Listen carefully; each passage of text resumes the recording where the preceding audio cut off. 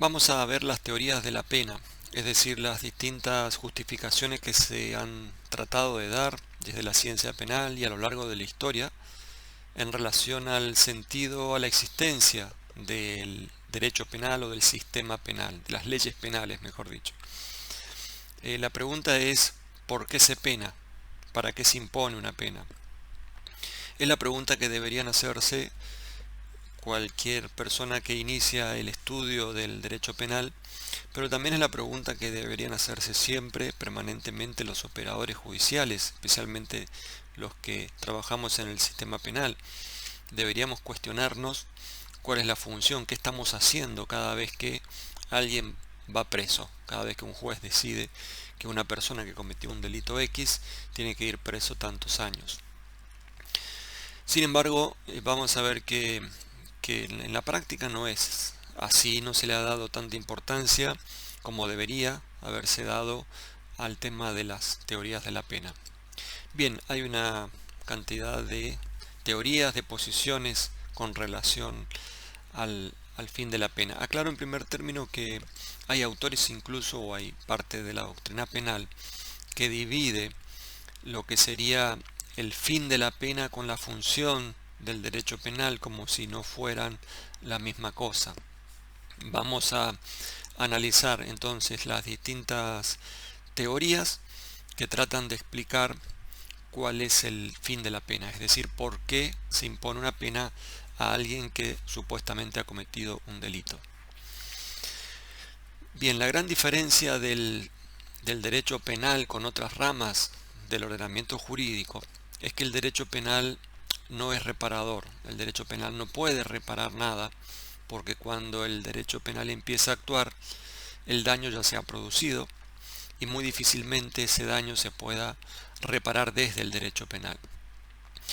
El derecho civil, comercial, el derecho laboral, sí son ramas del ordenamiento jurídico que puede entender y que de hecho tienen como finalidad la reparación y que entienden ese ideal o anhelo de hacer justicia desde la perspectiva de la reparación. Y es mucho más racional la explicación de estas ramas jurídicas porque claramente tienden a la reparación del daño provocado en algún acto de la vida social. Por ejemplo, si alguien lesiona a otro, si alguien mata a otro, si el empleador despide a su empleado sin causa, etc., lo que tratan estas ramas del ordenamiento jurídico, civil, comercial, laboral, etc., lo que tratan de hacer es volver las cosas a su estado anterior y si eso no es posible, al menos pensar en una reparación o en una forma de reparación que pueda cubrir el daño ocasionado y de esta forma llegar a ese anhelo de justicia. Entonces se habla de indemnizaciones por el daño material, por el daño moral provocado, por el lucro cesante, etcétera, son términos propios del derecho civil, por ejemplo, pero en todos los casos se está pensando en la reparación del daño producido. El derecho penal no puede reparar el daño producido por el delito, ese es el problema que tiene. Entonces, cuando se impone una pena desde la ley penal, lo que vamos a tener, lo que vamos a ver es, primero, la producción de un mal con la realización de un delito, por ejemplo, A mató a B. Segundo, ¿qué hacemos con el sujeto A que mató a B? Lo mandamos a prisión. Y eso significa también un segundo mal, una conducta negativa para alguien que vive en esa sociedad, porque va a tener que pasar tantos años de su vida privado de la libertad, que es uno de los bienes jurídicos más preciados. Ahora, al primer mal le sumamos un segundo mal, y esa es la diferencia con el derecho civil o con los reparadores, es decir, no se está reparando el daño ocasionado. Ese muerto no se puede resucitar. Lo mismo se puede pensar en cualquiera de los delitos, en las lesiones, en la violación. Si alguien piensa, o en el robo, en el hurto, etc., si alguien piensa que se puede devolver la cosa robada más una indemnización, bueno, esa es la reparación precisamente del derecho civil, no la del derecho penal. Es que, repito, el derecho penal difícilmente pueda reparar el daño producido. Por eso es muy difícil y por eso se ha discutido mucho la justificación del sistema penal. Por eso es que existen una gran cantidad de teorías a lo largo de la historia que se vienen disputando una explicación racional del funcionamiento del sistema penal. Repito, el sujeto A mata a B. ¿Qué hacemos con el sujeto A? Lo mandamos preso, pero la víctima sigue muerta, claro. Bien, vamos a ver las distintas explicaciones que se han tratado de dar en la ciencia penal, las distintas teorías de la pena que tratan de explicar cuál es el fin de la pena, en definitiva, el fin del sistema penal. Se hace una gran clasificación entre las teorías absolutas y las teorías relativas. Ahora se habla también de teorías mixtas desde hace ya muchos años, de modo que tenemos por lo menos tres grandes grupos. En el primero de los grupos, las llamadas teorías absolutas, se habla de que la pena se justifica por sí misma. Es decir, no es necesario buscar una explicación racional o buscar una finalidad a la pena distinta a la simple imposición como una respuesta automática tras la comisión de un hecho considerado delictivo en la sociedad. Eso significa, no hay que explicar la pena desde el punto de vista de hay que imponer la pena para que no se cometan nuevos delitos, para que no lo cometa el mismo sujeto que lo cometió, para que no lo cometan otros. No hay ninguna explicación desde la perspectiva de las teorías absolutas. Simplemente se dice hay que imponer una pena porque de esa forma se hace justicia. El gran problema que tienen estas teorías llamadas absolutas con esa idea de hacer justicia es que no está muy claro qué significa el hacer justicia en cada caso particular, o cómo se puede hacer justicia si el hecho delictivo cometido no se puede reparar de ningún modo. Parece más venganza que una actitud racional de parte de los representantes de los distintos poderes del Estado en la aplicación del sistema penal.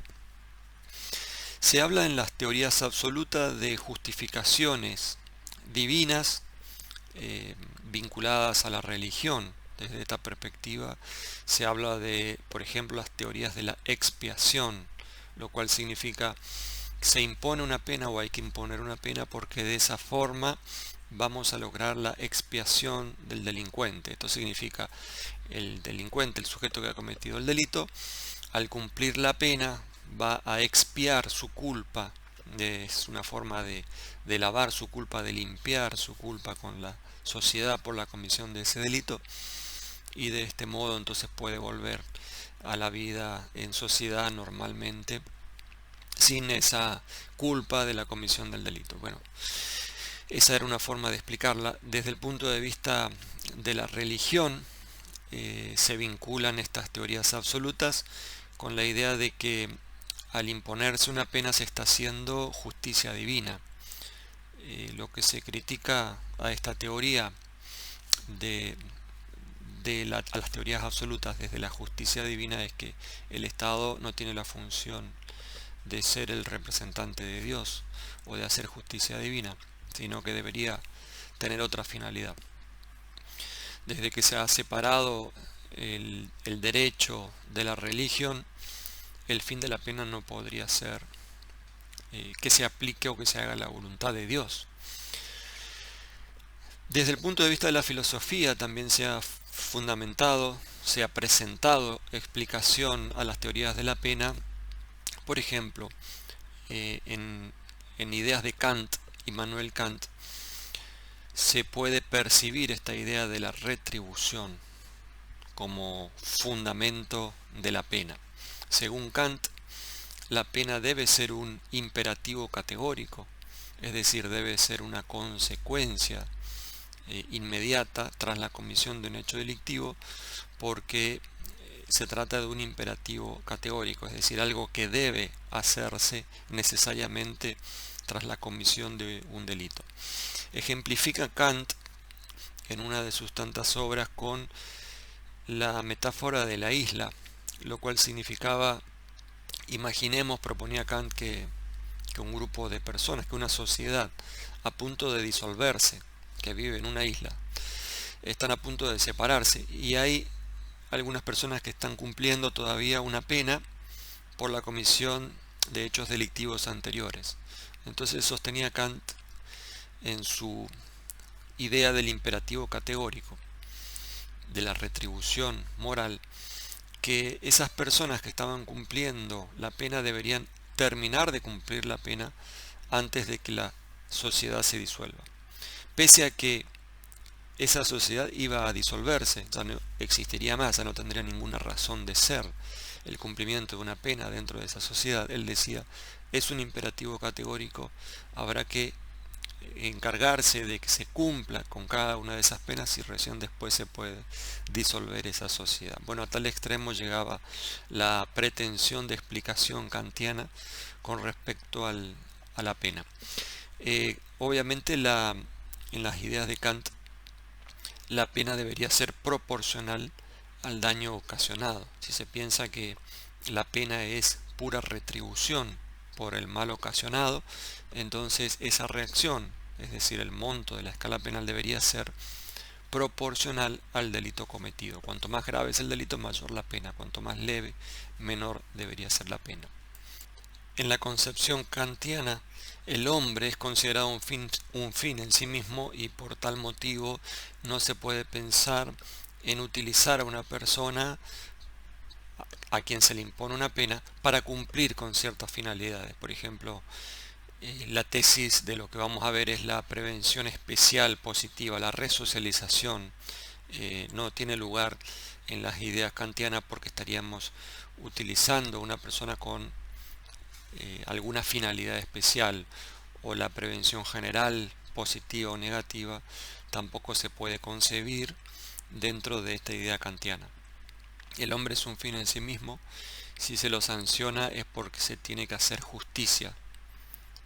También desde la filosofía podemos mencionar como propuesta para justificar la pena la tesis de Hegel o la teoría de Hegel, que también podríamos ubicar dentro de las teorías absolutas.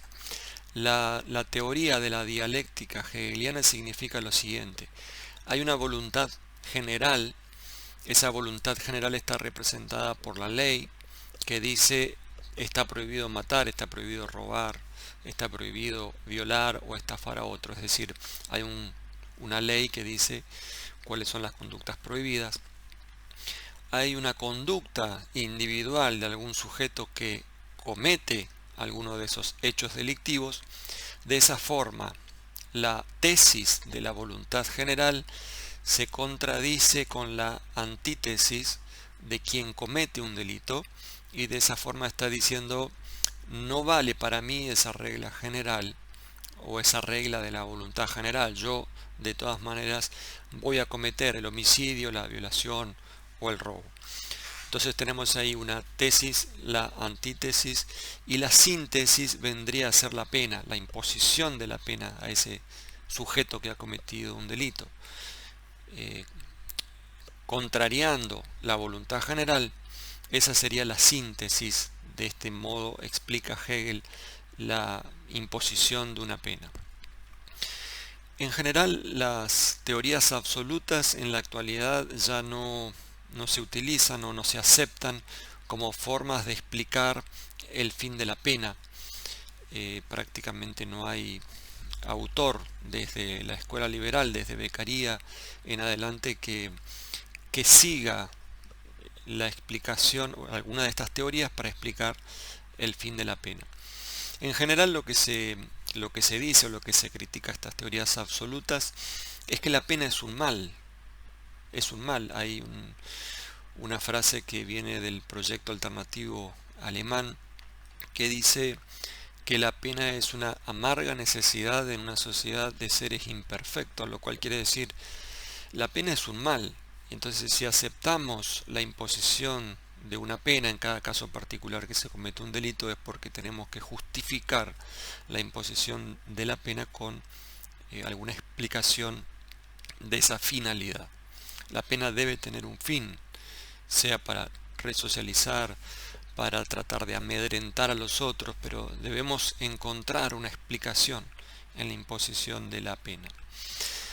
Por eso es que surgen entonces, o vamos a encontrar también, las teorías relativas de la pena.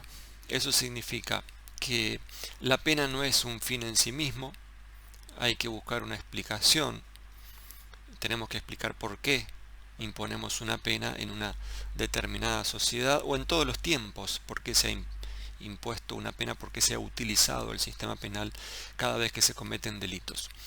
Las teorías relativas se dividen a su vez en teorías de la prevención general y teorías de la prevención especial.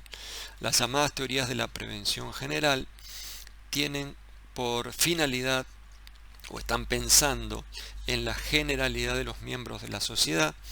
Las teorías de la prevención especial están pensando concretamente en el individuo, en el sujeto especial que ha cometido el delito. Entonces, contra ese sujeto va dirigida la pena.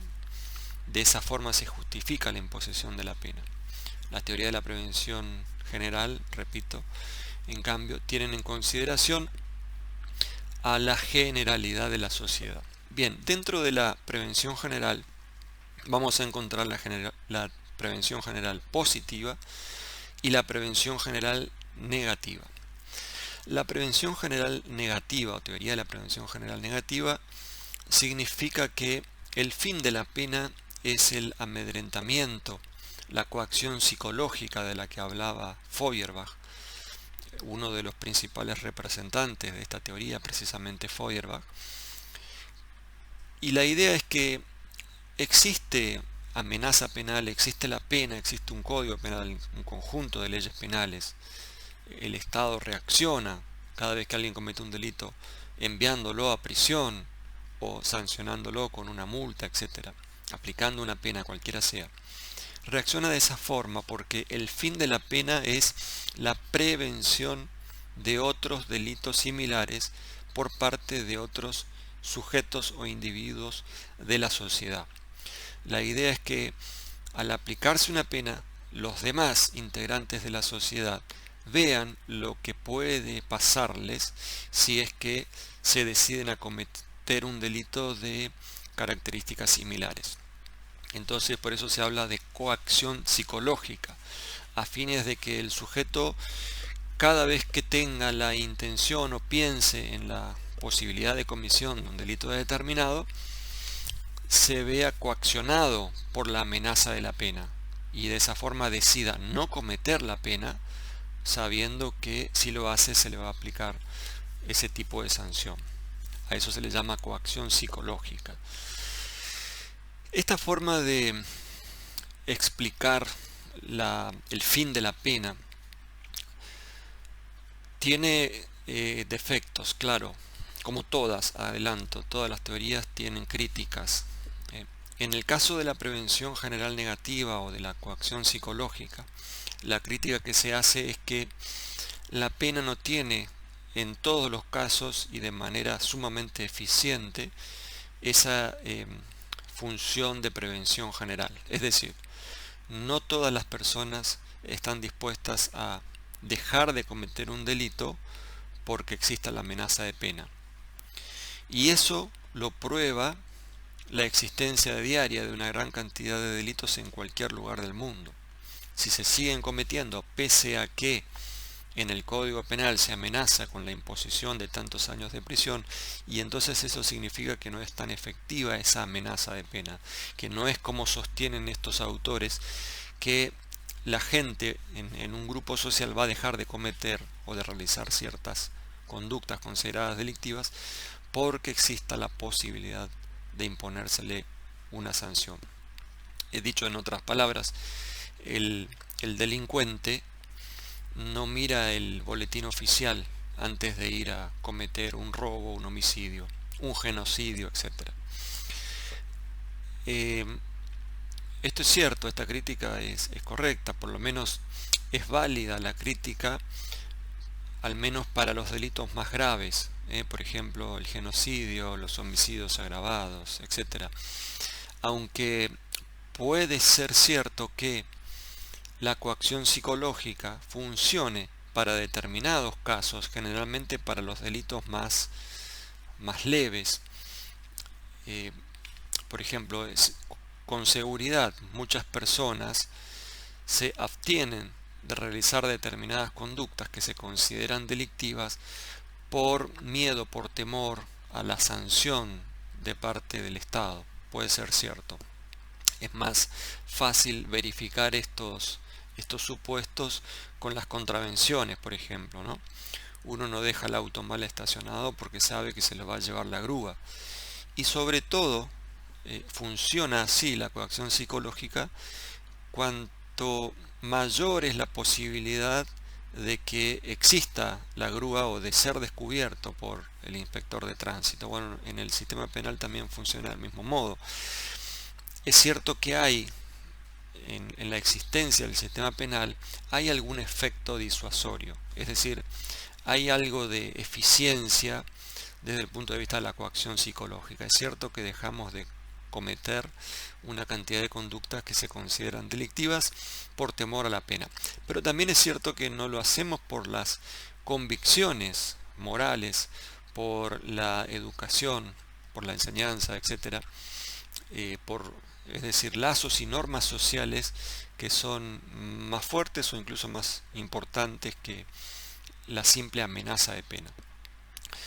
De manera que la teoría de la prevención general negativa, esta idea de la coacción psicológica, puede que tenga alguna razón de ser, pero no necesariamente es una explicación indiscutida sobre la existencia de la pena.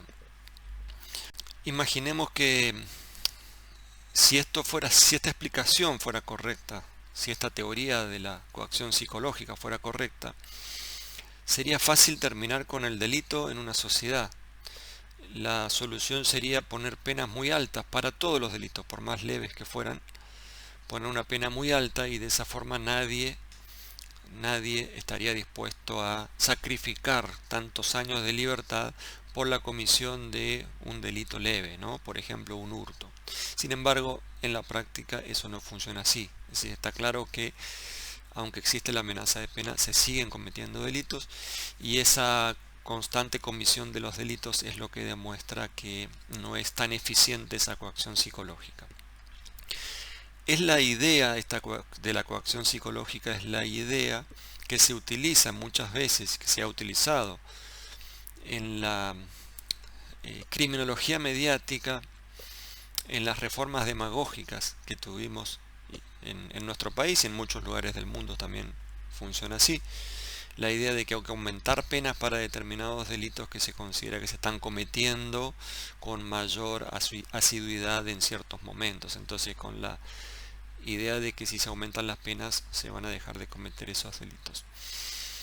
En fin, esa es una explicación sobre la existencia del sistema penal, la llamada teoría de la prevención general negativa.